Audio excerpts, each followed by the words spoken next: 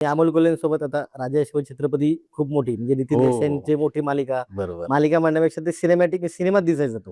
हो. मग त्यावेळेस खूप स्टार आवाज लागला. हो. गाणं टायटल सुरू झालं अजय अतुलचं की सगळे लोक सगळे टीव्ही सगळे पाहिले. सगळे. बरोबर. त्यानंतर मी 2012ला त्यांच्यावर जागरण नावाचा एक सिनेमा केला होता डॉक्टर अमोल कोल्हेंचा.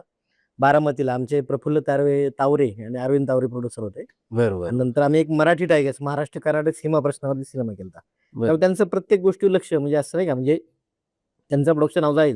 पण बाकी सगळ्या टीमवरती लक्ष किंवा माझ्यावर खास त्यांनी जे प्रेम होतं त्यांचं म्हणजे आहे अजून पण बरेच आमचे फोन होतात आणि चांगलं काम विशेष म्हणजे तुम्ही ज्या सगळ्या ह्याच्यामध्ये काम करता म्हणजे अमोल दादांचं तुमचं एक संबंध चांगले आहेत नाही का म्हणजे चांगला हो. सिनेमा किंवा मालिका संदर्भात ते कसे नवीन कलाकारांना किंवा सपोर्ट करतात किंवा बऱ्याच वेळा असतं की कोणीतरी गॉड फादरच पाहिजे फिल्म इंडस्ट्रीत कोणीतरी ओळखीचाच पाहिजे मग तुमचं काहीतरी होईल मग तुम्हाला रोल मिळेल असं आहे का चांगलं काम केलं चांगलं काम मिळत राहील.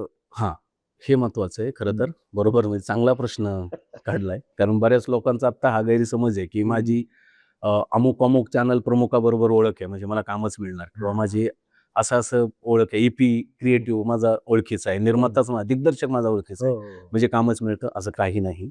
माझे खूप अनेक दिग्दर्शक मोठमोठे ओळखीचे आहेत, निर्माते ओळखीचे आहेत. पण ओळखीने काम ओळख असावी, म्हणजे ओळख असलीच पाहिजे. त्याशिवाय तुम्हाला काय चाललंय ते कळत नाही. बरोबर की समजा एखाद्या ठिकाणी ऑडिशन आहे, तर ती ऑडिशन पण तुम्हाला कळण्यासाठी ओळख असली पाहिजे. त्याच्याबद्दल वाद नाही. पण मुळात तुमच्या अंगात कला असली पाहिजे, तुमच्यात टॅलेंट असलं पाहिजे.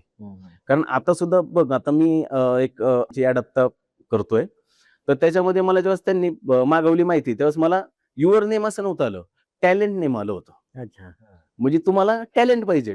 टॅलेंट का तर म्हणजे तुमचं टॅलेंट असेल ना, तर तुमच्या ओळखी किती आहेत त्याच्या इफेक्ट काय एवढं म्हणजे महत्वाचं ठरत नाही तुमच्या ओळखी किती आहेत त्या. आणि अमोलदादाचा विषय तू जो म्हणलास ना, तर अमोलदादा खूप सपोर्टिव्ह व्यक्ती आहे.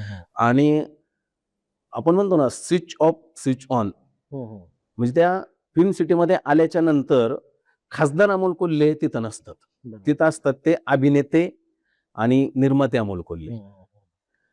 त्यामुळं कलाकारांना एक आर्टिस्ट म्हणून समजून खूप चांगल्या पद्धतीने म्हणजे मी सांगतो ना, मी सुरुवातीला त्यांच्याबरोबर बोलायचोच नाही. मला भीती वाटायची.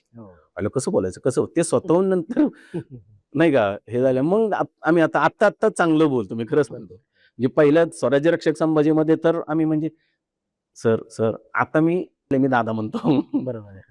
पण खूप सपोर्ट आहे. आणि जरी चुकलं तरी टेन्शन घेऊ नको.